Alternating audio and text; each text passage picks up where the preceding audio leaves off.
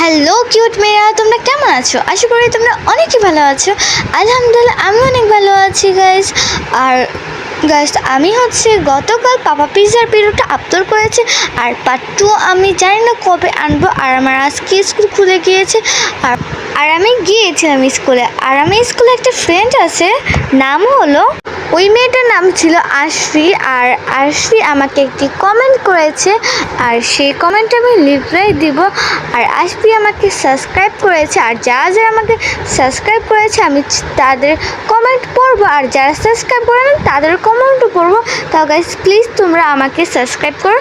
আর চলো আমরা পড়ি ওই কমেন্টটা। ওকে গাইস চলেন আমরা পড়ি। এটাই হলো আমার সেই আশফি ফ্রেন্ড। ওকে গাইস চলেন পড়ি আমরা। এখানে লিখেছে, হাই আমি আশফি, আমি সাবস্ক্রাইব করেছি, লাইক করেছি পাপা পিৎজা থেকে।